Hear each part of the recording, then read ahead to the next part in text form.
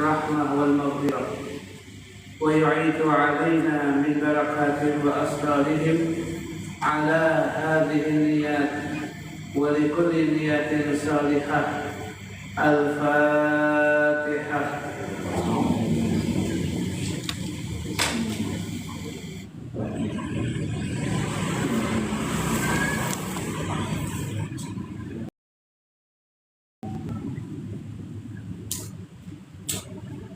Bismillahirrahmanirrahim. Bismillahirrahmanirrahim. Nawaitu ta'alluma wa ta'lima wa tadhakkura wa tadhkira wa naf'a wal intifa'a wal ifadata wal istifadata wal hatha ala tamassuki bi kitabillahi wa sunnati rasulih wa du'a ilal huda wa dalalata 'alal khair ibtigha'a wajhillahi wa mardatihi wa qurbihi wa thawabihi.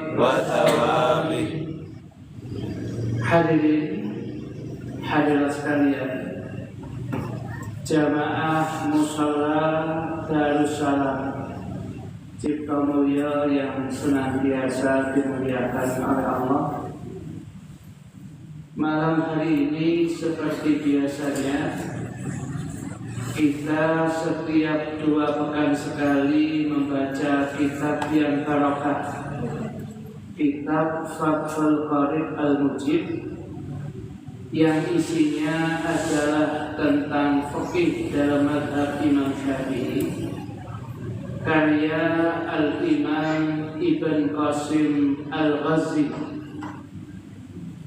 yang pada malam hari ini kitab Fathul Qarib Al-Mujib ini kita masih judulnya Kitabu Ahkami Thaharah, pasalnya tentang menyamak kulit.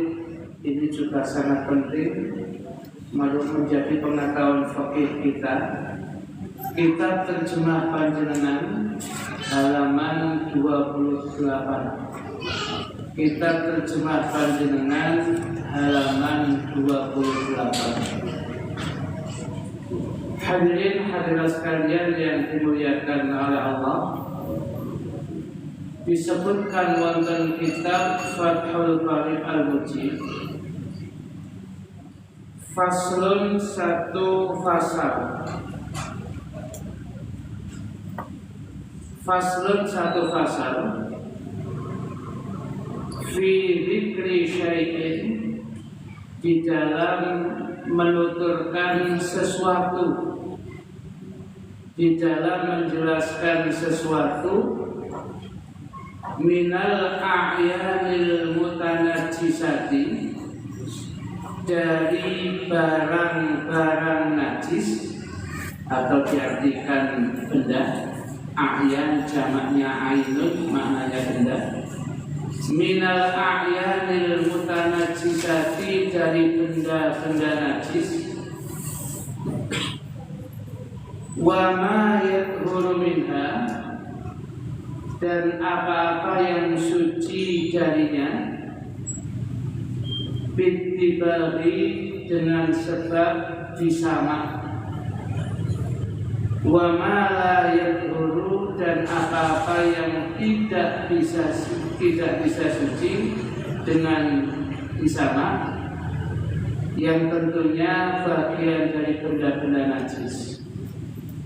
Artinya begini, hadirin hadirat sekalian, yang kita bahas pada malam hari ini adalah beberapa hal yang asalnya adalah barang najis, tapi kemudian oleh fikih dihukumi suci sebab dilakukan dengan proses bitibari, dengan penyamaan.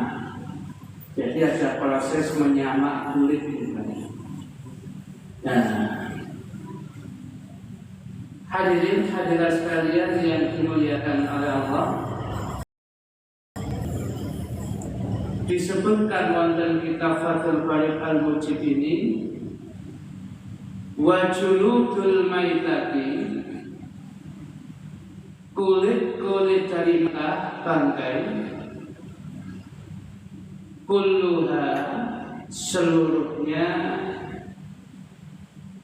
tathuru, bisa suci, bitabari, dengan cara disamak, sawaun, sama halnya, fidzalika, di dalam hal itu, maitatu ma'kulil lahmi, bangkai dari hewan yang bisa dimakan dagingnya, wa ghairihi, dan bangkai dari hewan yang tidak bisa dimakan dagingnya.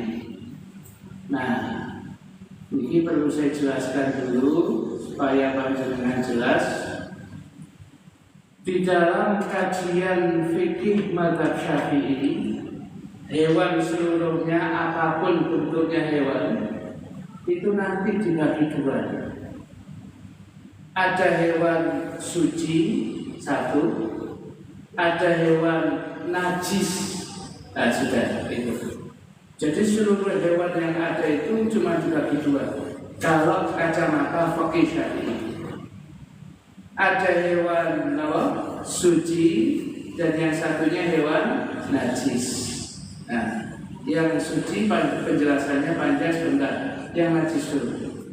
Hewan yang najis itu dalam fikih Syafi'i adalah anjing, ya, kemudian babi, wa ma tawallada minhuma aw ahadihima, atau keturunan dari keduanya atau salah satunya. Mungkin dia kawin dengan hewan yang suci, tapi apapun wujudnya najis. Ini yang di sini. Sedangkan hewan yang suci pun ini selesai, anjing, babi dan dua itu, ya. Sedangkan hewan yang suci itu seluruh daripada hewan, pokoknya bukan anjing, pokoknya bukan apa itu, bukan babi, wa ma tawallada minhuma aw min ahadima, pokoknya bukan ini semua hewan itu suci. Lumusok ulo itu suci. Ini masuk sini nanti. Sedangkan kemudian hewan suci itu, ya, hewan suci itu nanti dibagi dua. Ada hewan suci itu ma'kulul lahmi, bisa dimakan dagingnya. Ada hewan suci itu ghairu ma'kulil lahmi, hewan yang tidak bisa dimakan dagingnya. Nah, itu. Kalau mereka jumlah mereka masih hidup, secara zahir suci. Contohnya kucing. Ketika kucing itu kemudian hidup, kemudian tahu-tahu berada pada sajadah kita, malah ada yang kucing viral kemudian mencolok pada, ya, imamnya ketika salahkan, ya. Nah, katakanlah kucing itu, selama kita tidak melihat kucing itu kakinya najis, kita melihat cara gaib, tidak ada masalah. Kucing kemudian mencolok kepada kita lihat, ada sudah suci, ya. Tangan kita kering kemudian kita ngelus-ngelus kucing, tidak ada masalah, ya sudah, tidak ada masalah. Apalagi kucing itu hewan rumah tangga, tidak apa-apa, ya. Tetapi kalau kemudian, ya, kucing ini mati, nah itu namanya bangkai. Sekalipun nanti kucing ini kemudian disembelih, ya, kucingnya disembelih, ya, kalau Bismillah ibarat menghadap ke arah kiblat, begitu mati ini tetap bangkai. Kenapa? Ini hewan ghairu ma'kulil laham, tidak bisa dimakan dagingnya sebab bertaring. Kukunya runcing, ada taringnya. Itu termasuk yang tidak boleh menurut apa itu hadisnya Nabi.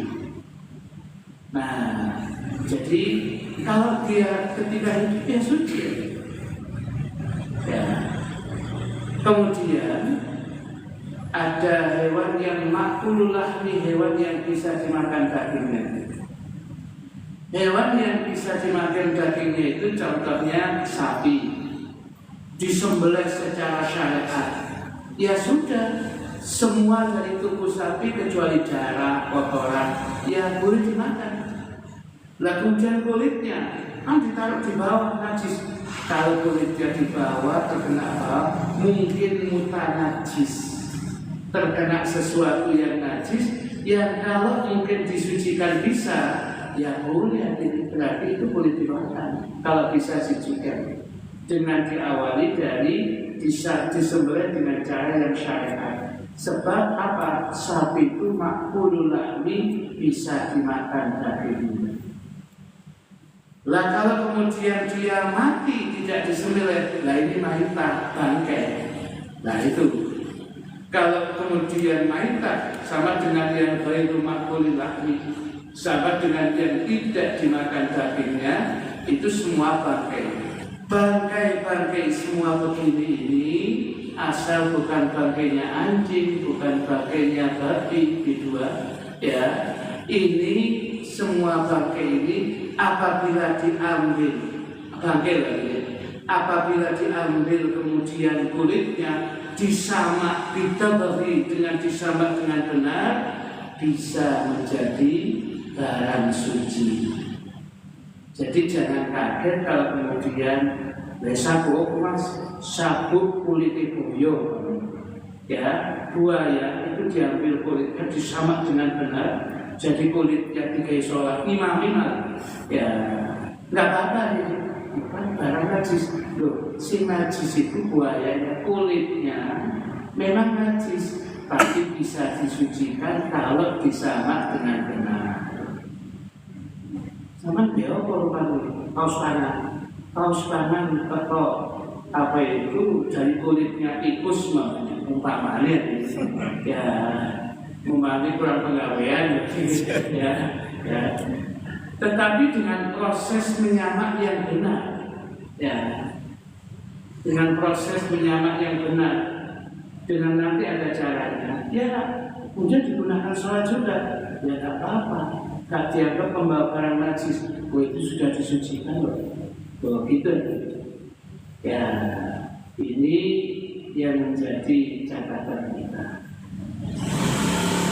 Nah, jadi ada hewan yang memang di dalam fikih kita itu makulul lahmi, bisa dimakan dagingnya. Ada yang ghairu makulil lahmi, yang tidak bisa dimakan dagingnya. Nah kalau tidak bisa dimakan dagingnya, kalau mati mau disembelih mau tidak, itu semua maitah bangkai. Tapi kulitnya diambil disamak, itu bisa.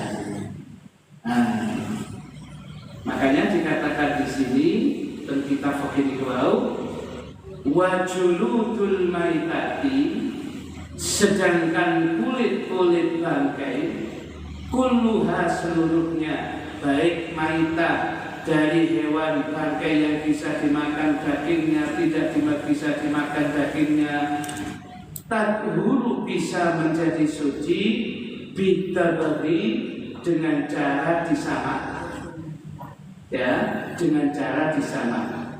Sawapun sama halnya fidzalika, di dalam hal itu, maitatu ma'kulil lahmi wa ghairihi, hewan apa itu bangkai, hewan yang bisa dimakan dagingnya, dan hewan yang tidak halal, tidak bisa dimakan dagingnya. Ini semua kalau kemudian apa itu kulitnya diambil, disamak dengan benar, semuanya bisa menjadi suci. Oke, paham deh?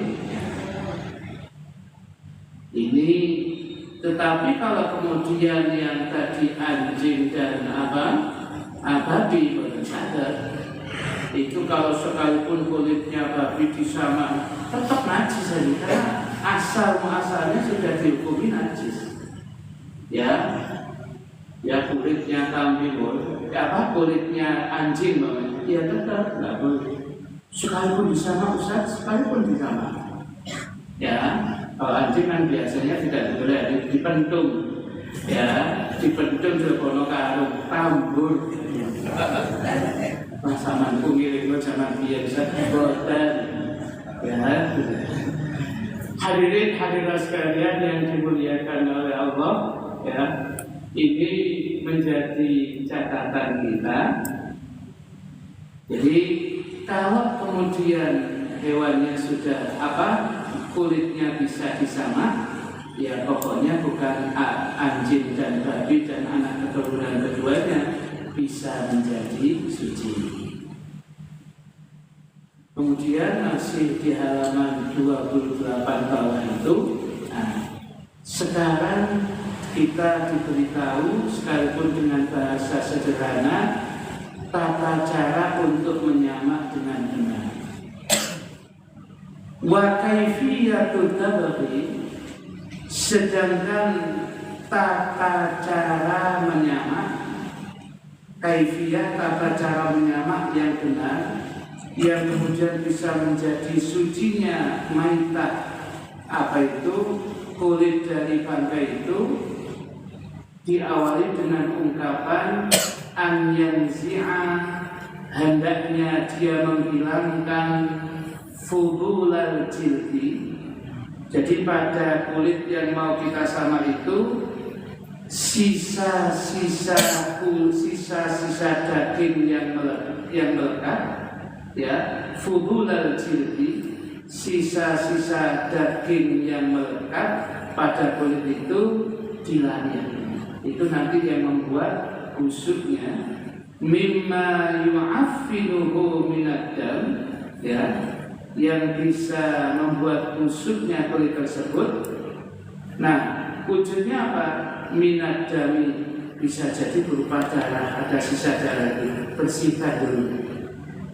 Wa nahwihi, ya, dan semisalnya darah mungkin ada sisanya daging yang nempel, hilangkan.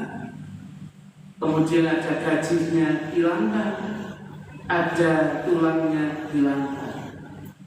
Ya, jadi kalau begitu, kalau pernah kita lihat, pernah kita mengalami, ya, mungkin kita pernah melihat ada tupai, legak ngoten, kemudian ular di air keras, kan nanti belum nanti dengan, ya, di air keras di bulat-bulat ngoten itu, ya, gimana Ustaz hukumnya itu? Kalau kemudian tupai kemudian dia di air keras kan berarti maitah, bangkai. Kalau dia bangkai, tangan kita basah pegang itu najis. Kemudian ada ular itu, ya, mungkin buat hiasan di rumah, ya, di air keras kemudian dari hiasan, ya. Itu kalau tangan kita basah pegang itu hukumnya apa? Najis nanti. Karena itu bangkai. Karena tentunya tidak melalui proses menyamak yang benar. Karena tidak melalui proses menyamak yang benar. Ya, ini. Jadi ini yang kemudian kita perhatikan, ya, supaya kita tahu najis dan tidaknya.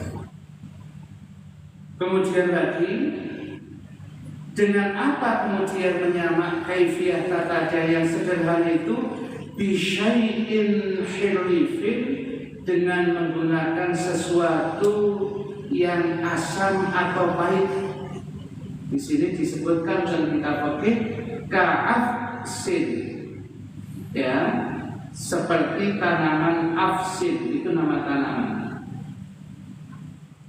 Walau kana hirlifu najisan, dan seandainya kemudian keberadaan al-hirlif, ya, sesuatu yang digunakan untuk ngebek itu, ya untuk menjadikan itu bentuknya najis, kalau hamamin seperti ya kotorannya burung dara, kafar cukup bagi sebagai proses penyamaan itu sudah cukup. Ini bahasa menyamak kulit yang sederhana.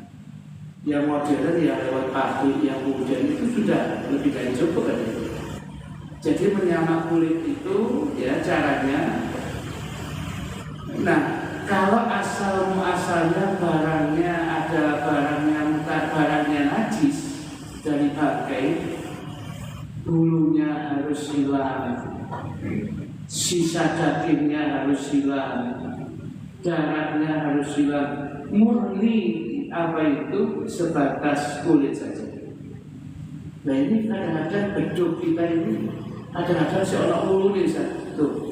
Kalau beduk itu kan asal-muasalnya dari korban, sisa korban yang disepakati gak dibagi, akhirnya kemudian digunakan untuk beduk. Kan bukan najis, tapi kan bersihkan, ya akhirnya kemudian dipertenteng, kemudian dikai garam atau apa, sehingga masih ada bulu-bulunya. Gak apa-apa, kenapa?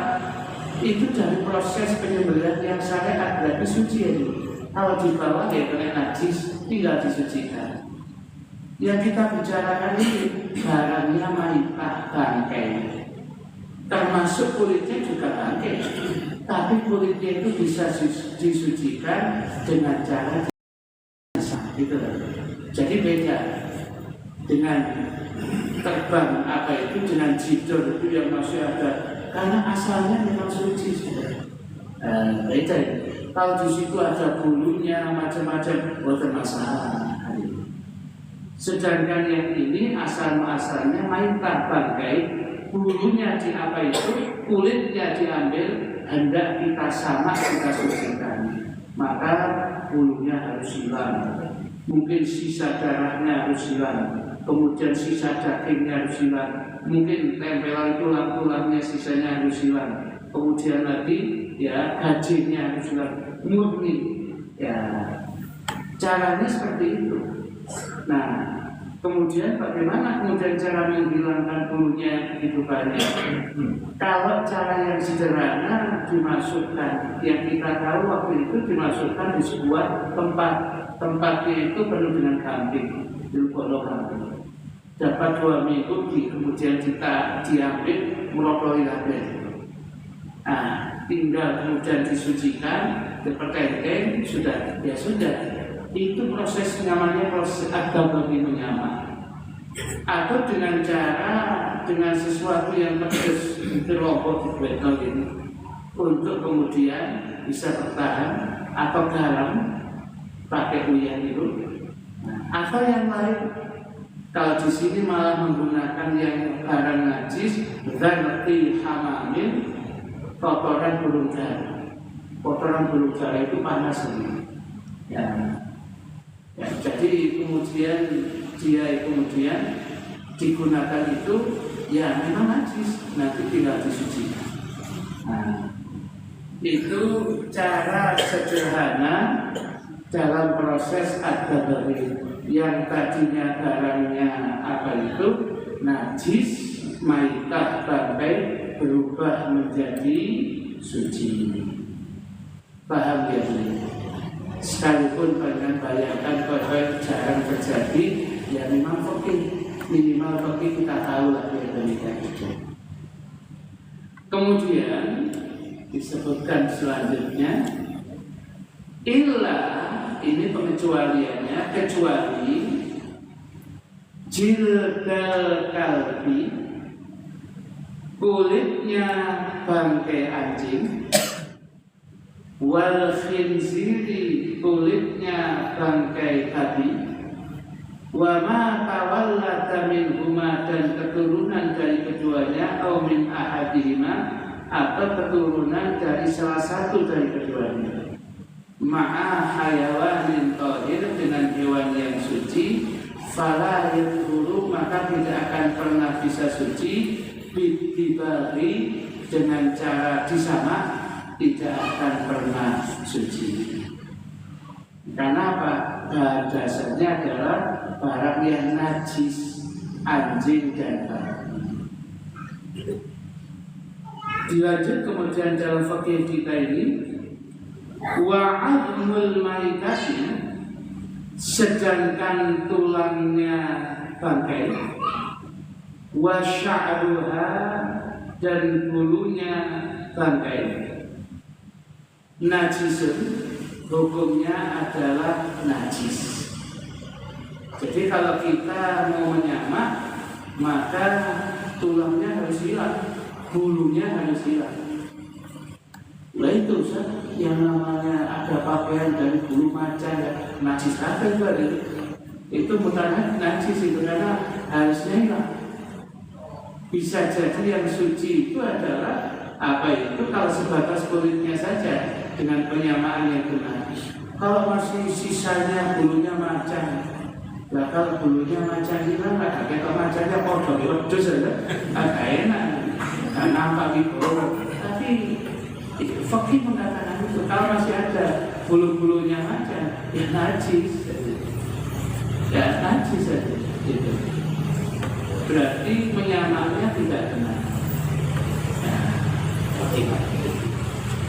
Ya, ini baik jenengan dari tugas pencoboran, jadi hati-hati.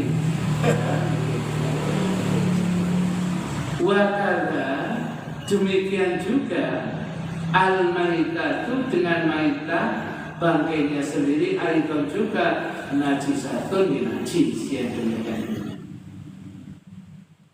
Nah, hadirin hadirat sekalian yang dimuliakan oleh Allah, ini jadi menjadi catatan kita. Ada satu catatan yang saya berikan catatan di sini, saya baca saja. Sedangkan semisal dengan tulang, bulu dan bangkai itu adalah tanduknya, ya, kukunya, cakarnya, telurnya, semuanya kalau dari maitah, ya kalau yang tidak dimakan daging najis saja. Ya. Contohnya ini contoh mau. Ada seseorang itu ngadai pipo rokok. Ya. Pipo ini ternyata dari gading gajah. Ya. Lah gading gajah lepas dari gajahnya mati waktu itu, atau gajahnya hidup kemudian digraji gading itu umpamanya itu, sehingga kemudian dicukup kemudian gadingnya atau kemudian digunakan pipo itu berarti berdino itu mulutnya bukan najis. Ya.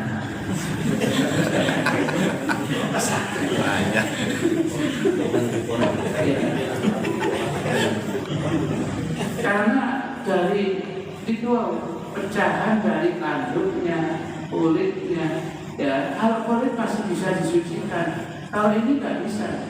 Ya, kalau kulit bisa disucikan dengan cara diterbit, kalau tulang buatan sadar, tulang buatan sadar. Jadi hati-hati.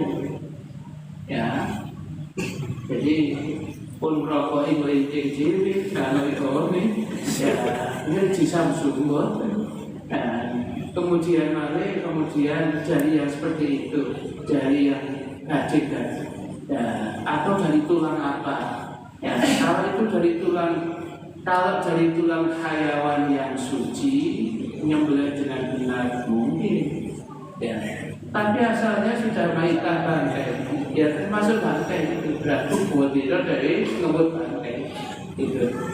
Ini yang kemudian kita harus hati-hati. Kemudian lagi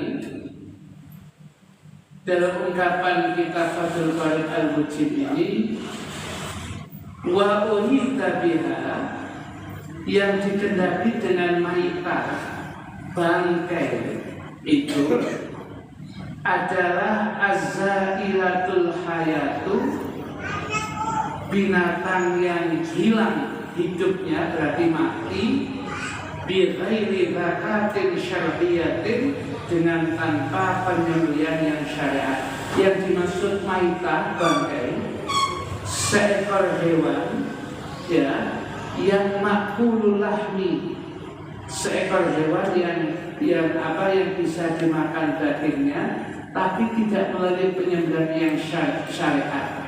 Mungkin matinya jatuh, kepleset kemudian mati dan sebagainya. Ya itu berarti tidak melewati syariat dengan hukum dan baiknya yang kemudian yang disayat itu yang disembelih. Nah itu hukumnya adalah bangkai. Kalau hewannya ghairu ma'kulil lahmi, tidak dimakan dagingnya, mau disembelih mau tidak, ujung-ujungnya tetap maitah, bangkai gitu. Nah, fala yustathna, maka ya dengan demikian fala yustathna, maka tidak perlu dikecualikan hina ini ketika itu janinul mudzakkati, ya janin dari binatang yang disembelih secara syariat, idza kharaja min batni ummihi maitan, apabila janin calon anak ini kemudian keluar dari perut ibunya, dia sudah maitan dalam kondisi mati, tinggal dilihat bagaimana penyembelihan induknya. Induknya disembelih, kemudian kambing disembelih secara syar'i benar. Begitu kemudian mulai diboleh, ternyata anak itu. Nah itu hukumnya. Tadi induknya bagaimana? Wih, kambing ini majer, kan dikira. Ternyata masih ada sisa anaknya satu di sini. Makanya kalau ibunya sudah disembelih, maka penyembelihan ibunya otomatis penyembelihan anaknya. Itu otomatis. Sekalipun tidak sembelih, anaknya keluar dalam kondisi mati, tapi ibunya disembelih dengan benar, induknya ini disembelih dengan benar, sudah. Berarti itu suci juga. Nah,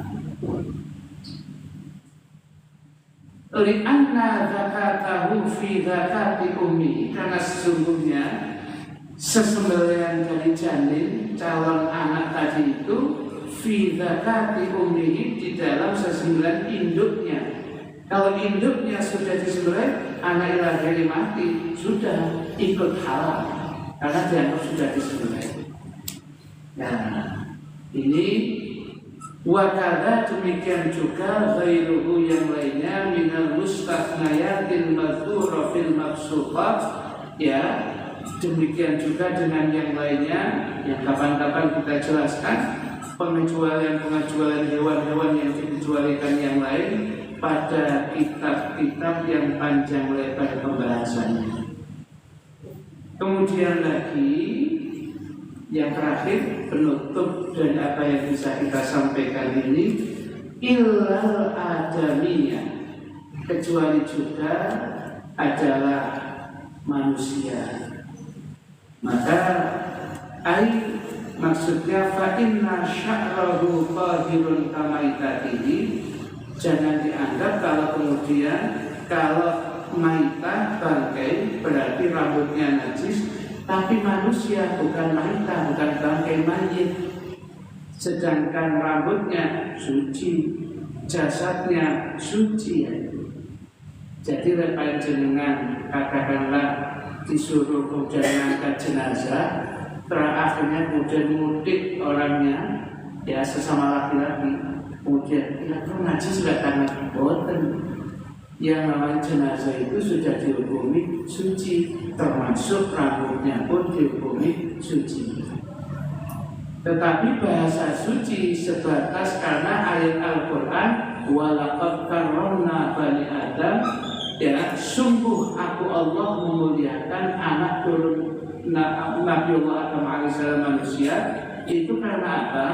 Karena kemuliaannya. Bukan artinya kemudian ya tidak najis kemudian boleh dimakan, ya mudah, ya tetap tidak boleh ya demikian, itu namanya kanibal, ya dan itu termasuk minal kabair, dosa kecil. Ya, nah ini berkaitan dengan ya manusia itu hidupnya suci, wafatnya pun suci. Jadi kalau kita yang hidup pegang yang mati, keterangan kita nggak dianggap najis, suci. Ya, ini yang perlu kita perhatikan. Saya kira cukup kita hentikan di sini. Habis pembahasannya kita buka pertanyaan. Monggo ingkang kurang jelas dan yang kita sampaikan silakan ditanyakan. Ya, ketika sholat membawa apa? Pingpong dan gading tadi, apakah sholatnya sah? Iya. Ketika sholat membawa pipo atau gading gajah tadi itu ketika sholat, berarti kan diawali dari gading itu pecahan dari maita bangkai itu ya najis. Berarti pecahannya bagiannya najis, najis. Kalau di bawah sholat berarti Anda sedang hamilun najasah, bawa barang najis. Ya, nggak sah itu. Nggak sah. Imamnya rusak, bukan teman. Ya, jadi hati-hati. Ini catatannya. Pun dikekek mawon boleh. Ya, boleh. Monggo mas.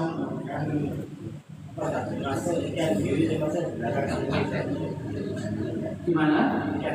Iya. Iya.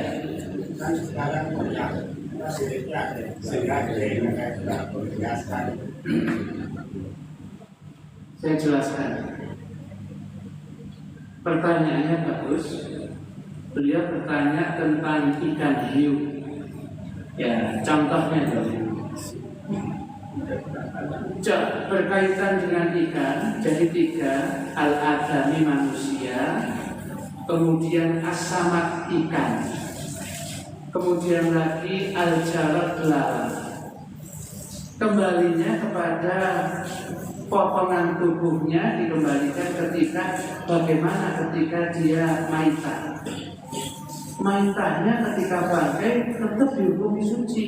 Sama ikan ini jarad belalang termasuk manusia, maka kalau gitu siripnya ikan hiu yang biasa muncul ya pas kita di laut kemudian ada siripnya kita sabar dengan pedang ya itu kita bawa pulang ceketok mulia ya pada saja itu pun apa saja jadi tidak tahu loh bagaimana itu kutulannya itu ya suci karena apa yang namanya sama ikan itu mau ketika dia pakai pun hukumnya suci maka potongan tubuhnya tetap suci ya jadi seperti itu. Ada lagi tambah? Yang mana? Yang hiu. Iya, mana kelihatannya buas. Tapi itu masuk sama mas. Sebab hadis yang pertama dalam kitab hadis Bulughul Maram, beberapa sahabat yang profesinya nelayan bertanya kepada Kanjeng Nabi Muhammad SAW kaitannya dengan air yang dibawa dari daratan, air tawar. Mereka bertanya Nabi, kalau saya wudhu dengan air tawar ini maka bisa jadi di tengah di tengah laut saya kehabisan air tawar. Gimana kalau wudhu saya, mandi saya dengan air laut, tapi ketika kemudian saya minum biasa dengan tawar, boleh nggak begitu itu? Wudhu saya dengan air laut. Nabi mengatakan begini, ya, bahrin tentang apa itu, tentang laut ini, ya, laut itu, ya, tahuru ma'u. Jadi airnya itu suci mensucikan, atau ma'u, airnya itu suci mensucikan, berarti digunakan untuk bisa wal hillu maitatuhu, dan halal bangkainya. Dan hiu itu termasuk bagian dari kalau dia kan karena mungkin ada yang juga predator juga ada, ya kan.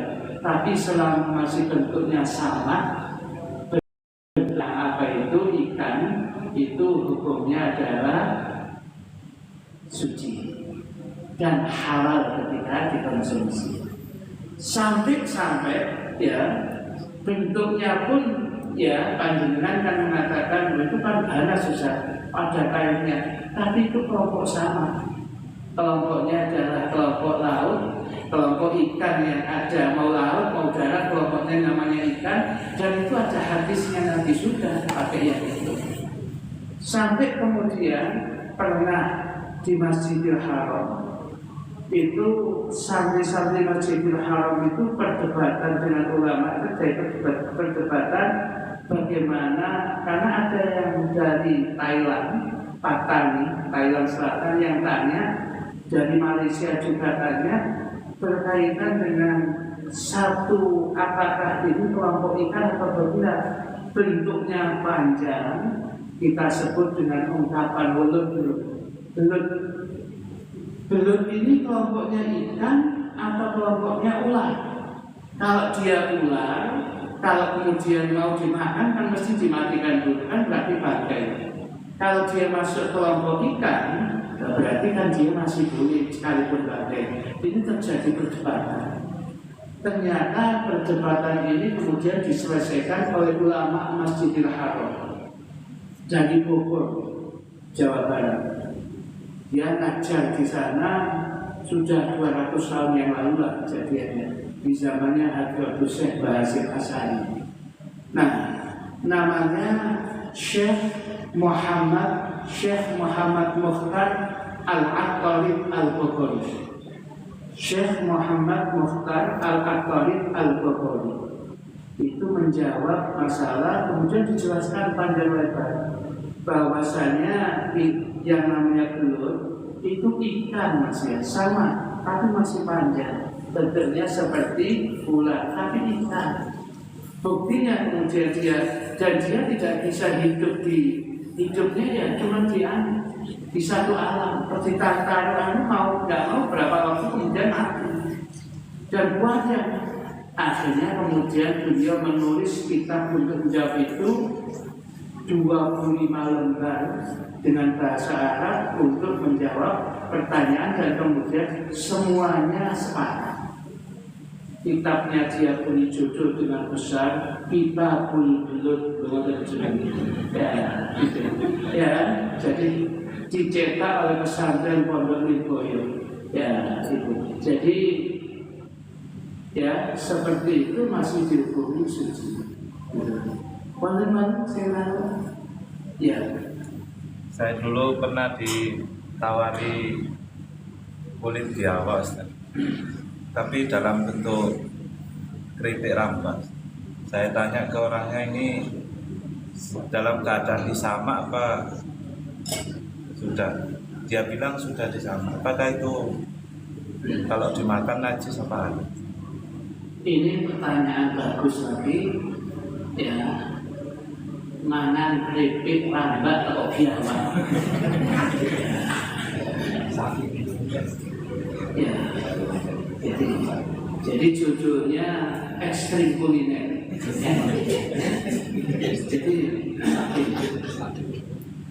Jadi gini, di dalam fikih itu memang terjadi perdebatan. Bahasa suci itu sekedar istiqmal digunakan atau sampai dipanjangkan sampai dikonsumsi, itu khilaf. Sebagian ulama berhenti sampai istiqmal. Kalau ada kambing yang katakanlah kambing yang bangkai, kulitnya diambil kemudian bisa disucikan, ya akhirnya dibuat kirba. Kirba itu ada air, biasanya dicantolkan ya di apa itu di mobil itu kirba. Nah, itu sampai di situ hukumnya masih boleh. Nah, kalau kemudian dipanjangkan lagi sampai kemudian dikonsumsi, ya ini masih khilaf lagi. Khilafnya itu ini sucinya istiqmal sekedar dipakai atau sampai kemudian dikonsumsi laki-laki hilang. Tapi al-ihtiyat yang hati-hati sekedar istiqamah.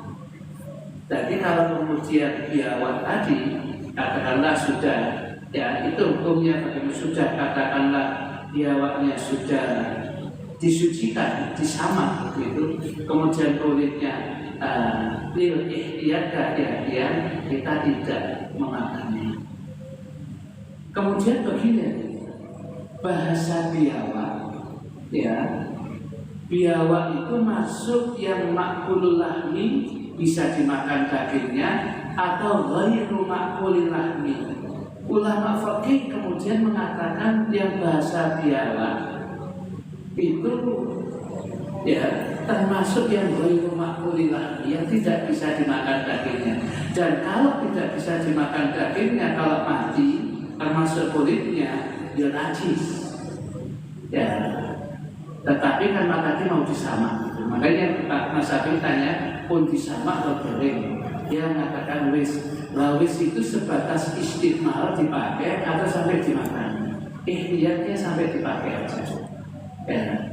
Tetapi bahasa biawak itu memang asal-muasalnya ya termasuk hewan yang ghairu ma'kulil lahm, tidak bisa dimakan daging. Katanya ada hadis Nabi, ya sahabat Nabi itu kalau nggak salah Khalid bin Walid itu makan dobun, ini dobun. Ketika dobun itu ternyata bukan biawak yang ada di Indonesia. Dobun itu ternyata beda. Kalau biawak bisa jadi karnivora, makanannya juga hewan-hewan kecil. Tapi yang dobun dalam fikih yang Nabi melihat Khalid bin Walid makan, Nabi ditawari gini, sudah tidak apa-apa. Tapi dia Nabi membiarkan Khalid makan, itu artinya boleh, tapi Nabi tidak berkenan. Itu dobun di situ herbivora. Bentuknya memang biawaknya bukan biawak, itu biawak padang pasir. Dia hanya masuk di pasir-pasir itu memang besar. Ya. Dan dia herbivora, nggak sama dengan biawak kita. Ya, jadi biawak yang dimaksud dan sokitoh itu tidak sama yang dalam hadis dengan biawak yang kita.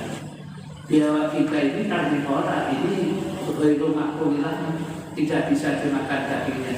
Sedangkan biawak padang pasir itu, ya, babun itu memang herbivora. Makanannya sebatas rumput-rumput itu, nggak sama itu.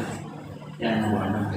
Beberapa waktu yang lalu ada mahasiswa UIN yang datang ke saya, memang dia mau membuat skripsi tentang itu, ya, dan dia kemudian diskusi dengan kita. Saya bukakan beberapa kitab, ternyata memang beda, nggak sama. Ya. Jadi kalau kemudian panjenengan tidak makan, sebenarnya jangan juga. Ya. Namun ada lagi yang lain, Mas ya? Ya. Kalau selagi fungsinya untuk obat gimana, Ustaz? Iya, juga penting pertanyaannya itu. Yang pasti ada hadis begini, ya, diawali dari pertanyaan kalau fungsinya untuk obat, Ustaz. Allah Subhanahu wa Ta'ala tidak meletakkan obat itu, obat pada sesuatu yang diharamkan. Jadi kalau panjenengan katakanlah mencari sesuatu obat di dalam sesuatu yang diharamkan, Allah sebenarnya tidak meletakkan di situ. Kalau toh kemudian sembuh, itu kebetulan saja. Ya. Jadi kalau kemudian, tetapi fikih kemudian terus didesak ketika sudah tidak ada obat lain kecuali itu, dan itu terbukti dengan izin Allah kok beberapa orang bisa sembuh, ya sebatas itu. Begitu sembuh selesai, nggak boleh dilanjut. Ya, tetapi intinya Allah tidak meletakkan kesembuhan dawa obat kepada barang yang najis. Ya. Jadi kalau begitu, kalau boleh dengan minyak biawak ini, ya, cikum ini, sama bisa sembuh. Ya, begitu itu mungkin kebetulan. Ya, tetapi intinya hadis mengatakan kalau kemudian tidak ada jalan lain kecuali dengan itu, ya sebatas untuk berobat saja. Setelah lepas dari itu nggak boleh. Cukup? Sabun? Masih ada? Ya, oh iya masih ada. Masih. Jangan pilih. Air yang sedikit kemudian dibuat minum oleh kucing, sisa air tersebut najis apa? Iya.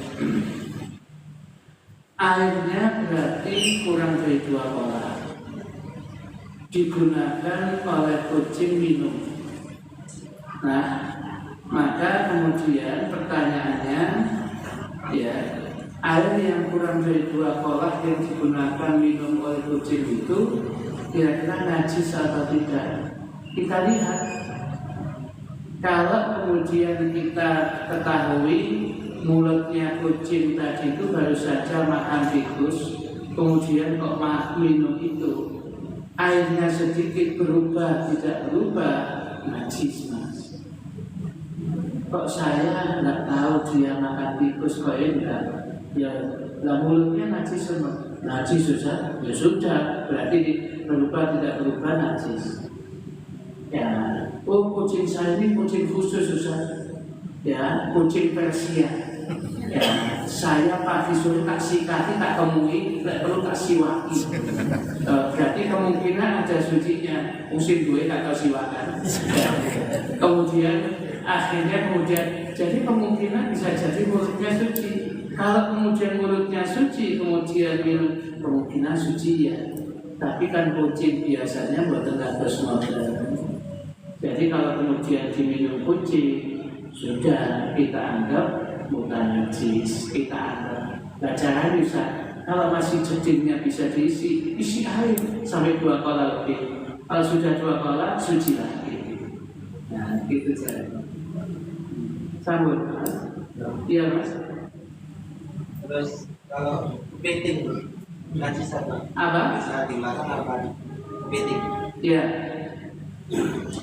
Pokoknya dibedakan antara kepiting dan rajunan itu pokoknya kalau dia hidup di 2 alam ya berarti amfibi, berarti dia kalau dimakan nggak boleh, ya itu termasuk yang najis. Tapi kalau ini ini cuma 1 alam, lantas sebentar mati, berarti 1 alam, berarti yang boleh. Makanya di keputusan MU itu ditafsir, dibedakan mana yang boleh, mana yang tidak. Tetapi kiai zaman dulu kalau sudah saraton kepiting itu nggak bisa membedakan antara rajungan dan kepiting. Umumnya mereka mengatakan nggak boleh. Hati-hatian saja.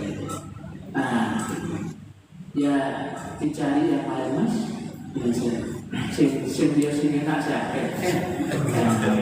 Dan mau disuruh ini ya mesti. Jadi yang boleh.